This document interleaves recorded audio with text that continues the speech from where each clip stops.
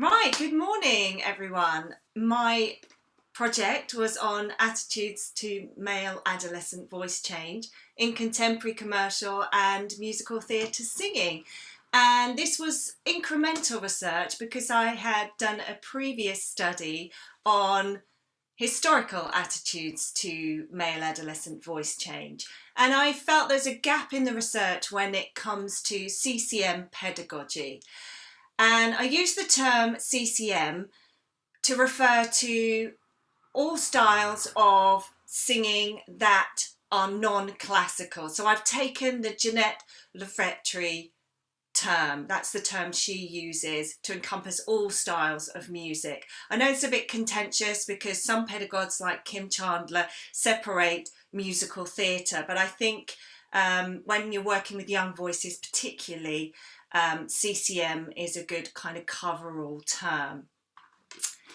So the justification for my research was that I'm a singing teacher with a private practice and I run a performing arts school for children and young people aged 4 to 18. And I feel that there's a gender imbalance when it comes to males taking part in singing activities, particularly when they get to adolescence. You see a drop-off of males participating. This is the age they tend to drop off. So my research aims were to improve my teaching practice and to improve the resources for the teachers that work within my performing arts school. And I wanted to develop a teaching framework for adolescent male voices. Ultimately, I want to keep the boys singing. So my methodology, as an insider researcher, my methodological framework was qualitative, and my ontological and epistemological position drew me to the constructivist paradigm because I wanted to capture people's perceptions of reality. And this is compatible with hermeneutics, that search for meaning by interpreting language and text. So I started with no hypothesis, and this is compatible with constructivists who don't necessarily begin with a theory. I wanted to collect data from singing teachers and male singers and look for commonalities. So my key research questions. How do boys view voice change before, during and after? Why do some boys stop singing during adolescence? Does voice change affect boys' enthusiasm for singing? How do teachers view male voice change in CCM and MT? Can teachers do more to improve the experience of voice change? And what more can be done by practitioners to facilitate a smoother transition into adult voice? So my methods, I conducted a qualitative online survey and I had about a 30% response rate, which according to Google is average. So I ended up with 10 responses to my survey. I did a focus group with 3 CCM singing teachers. I was hoping for 4, but 1 dropped out. And then I did some semi-structured interviews with 6 male CCM singers. And they were aged between 12 and 23. I asked for boys to volunteer to take part, and I was really lucky because I got quite a wide age range. And I was trying to capture what motivates them to sing because they're all currently singing. It was a convenient sample. It was singers and teachers that I knew. So this was insider research, and I was aware that there might be an imbalance of power working with people that I knew, but the singers, the boys, they weren't boys that I work with directly. They sing with the teachers that work within my school, or some of them were older, so I don't teach them anymore. Everyone that took part in the research signed consent forms, or if they were under 18, their parents signed the forms. The survey online was anonymous, and if the research uncovered any sensitive issues, then I had organisations that I could signpost people to. And ultimately, it's hoped that the participants will benefit from my research. So my literature review uncovered 2 emergent themes. Firstly, the lack of CCM pedagogy generally, but particularly when working with adolescents. There's lots of research that tells us about the anatomy and physiology of voice change for boys. We know there's a 60% growth of the vocal mechanism. The musculature of the larynx is weakened. Boys experience phonation difficulties such as breathiness, huskiness, register breaks. And many practitioners quote Cooksey's 5 stages of voice change, but this was all developed with choristers from, hundreds of boys that Cooksey did research with. I was looking for evidence that supported this gradual change through the 5 phases with CCM singers. Couldn't find any. My second theme was the psychological impact of voice change. We know that adolescence is a time of social, emotional and physical challenges generally.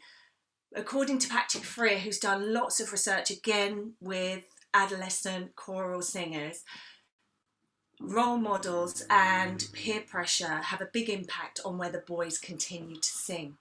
And they're more likely to keep singing if they're provided with more information about voice change.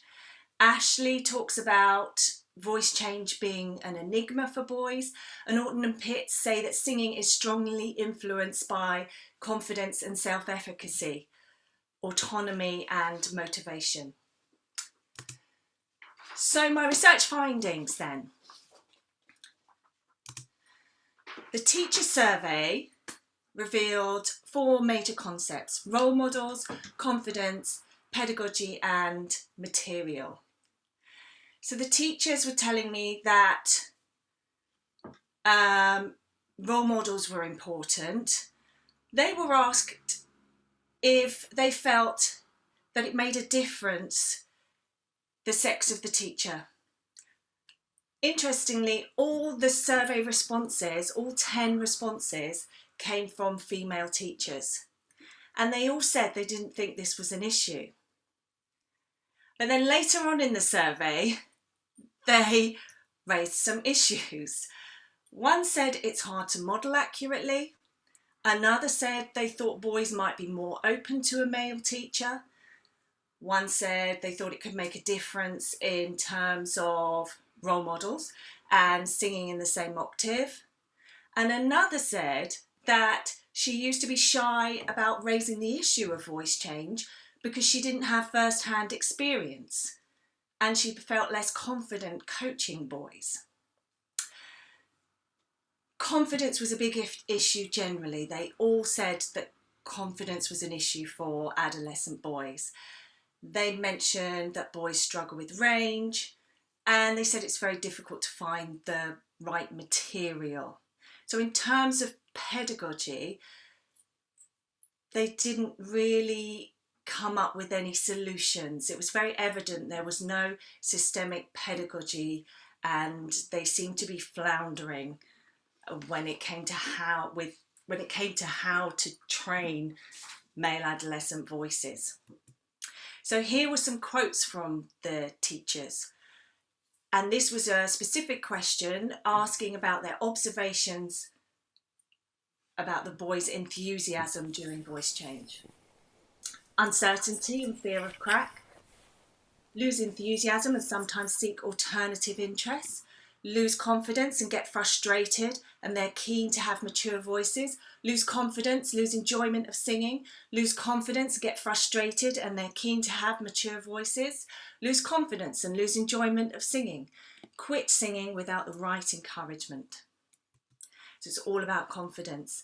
And in the word cloud, there's lots of talk of change, the challenges of teaching singing to mixed groups where they've got girls in the group as well, and the boys' difficulty with the range.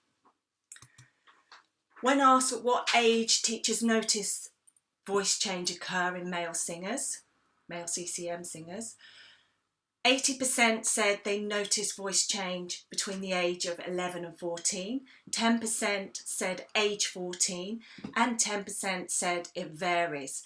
And this is linked with the literature, which generally says that voice change occurs between age 10 and age 16, with the average age being age 12 and a half. So moving on to the focus group, the major concepts, there's an overlap here: role models, peer pressure, pedagogy. But there were two concepts here that stood out, and that was understanding motivation and positive encouragement. Now, the teachers that took part in the focus group were very experienced, very clued up teachers who realised the need for encouragement and really wanted to understand what motivates students. They were very aware of the psychological challenges of adolescence. They thought that contemporary commercial singing had an advantage over classical singing, as there was not the stigma of not being a boy soprano anymore. So there was not that sense of loss of having been the soprano in the choir that was then moved down to a different voice type. What was interesting from the focus group was that these teachers had worked as peripatetic teachers in schools, and they were frustrated by other teachers' attitudes, and they felt that boys were under pressure to take part in other activities. These teachers had drawn from Cooks's 5 stages of voice change, but they acknowledged that in CCM music there's more scope to change keys and to explore different repertoires. They suggested that the use of positive language was needed to move the perception of voice change away from something thought of as negatively to something that was new and exciting. So some quotes from the teachers. I would say role models make all the difference in the world because they, the younger students, look up to them. I did a senior group where half of the class were boys, sixth form boys, and so the younger ones coming up were going, how do I get that? If you're coming out of your school lessons to a singing class and your teacher mocks you, there's only so much you can take. So this is a quote from a teacher working within a school, and the other teachers aren't supportive.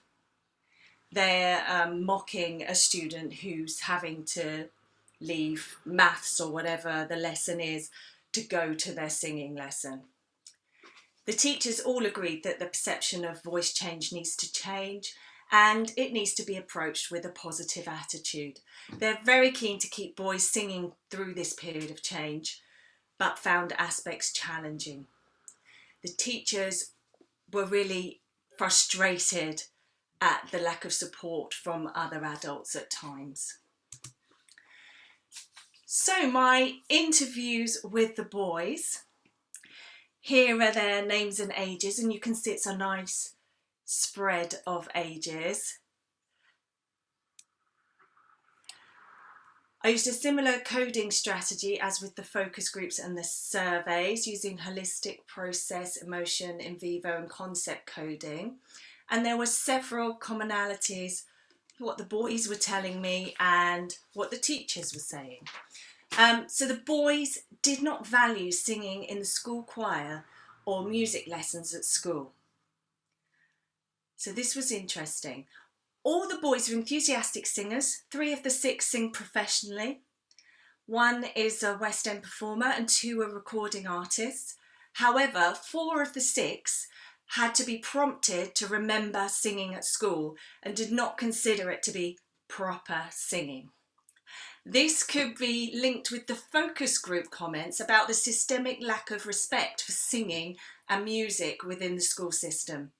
And my literature review revealed a study by Green in 2002 suggesting that the UK school system perpetuates gender stereotypes in music.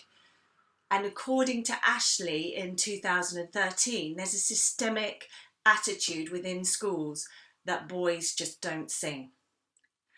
And although my study is only small, it certainly indicates that this is an area for further research. This is a quote from Charlie, one of the boys. This is about his theatre school, not his school. The main headmaster there mentioned it quite a few times, and it was the only him that ever did. I wondered why he was so obsessed with my voice breaking. But at the time, it was the only male who actually not cares, but I feel was like actually thinking about it, because he knew at my age, he knew my voice was about to break. He was the head of the theatre school, and Charlie's singing teacher was female, and he was the only boy in a class of 15 girls. So all 6 boys expressed confusion over voice change. According to Orton and Pitts in 2019, boys lack the cognitive understanding of voice change and do not grasp the fact that it's a process they can work through rather than something they're active participants in. If we improve CCM specific pedagogy, we can assist them in negotiating those challenges. And this was evident here. The boys talked about voice change as if you had to wait and see if you could still sing afterwards. They had not received a lot of information prior to voice change. So the teachers are telling me that the boys lack confidence, and the boys are telling me that they don't really understand it. So if they had more information, they might have more confidence. So it's clear that these particular boys who are singing and enjoy singing have a clear sense of self, and they have distinct goals, and they have friends with similar interests. Although they're in a female-dominated environment, they have role models and male teachers or older brothers, and those that are working professionally, of course, have male role models within the industry. So my reflective examinations, I use Gibbs' Learn About Reflective Cycle as a structure, and as an insider researcher with no hypothesis, I feel I've uncovered several themes, and my evaluation of the data revealed commonalities in the attitudes of both the teachers and the students when it comes to attitudes to male adolescent voice change in CCM and MT. So reflecting on and analysing my key research questions, I believe I have gained insights that will benefit my teaching practice. So many people consider Cooksey a leading authority on voice change, and Cooksey suggests a limited range while the boy goes through these stages, and as the voice lowers, he remain in roughly an octave range. And this is based on Tanner's growth spurts. Even Cooksey acknowledges that transition may be smoother for more experienced singers. But what we need to know is, how does it work for CCM singers? We need more research in this area. And not everyone totally agrees with Cooksey. More modern researchers like Leck suggest this extended range approach, believing that boys will maintain a stronger upper range if they keep working it. The key word here is maintain, and this is working with sopranos again, boys who have been singing in that soprano voice in the choir and their voice is lowering. What about boys who've never explored that upper range?